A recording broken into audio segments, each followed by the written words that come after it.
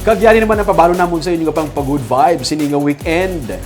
Una kita sa isa ka isla, halos tanan nga balay diri, mayara sang higante nga mga banga. Pati tawo pwede isulod sa banga.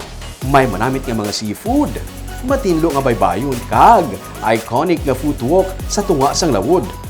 Kag ang madamon nga kabakawan ang nagsalbar sa mga pumuluyo gikan sa mabaskog nga mga bagyo kadto tani buwas sa tripping ni Ruming.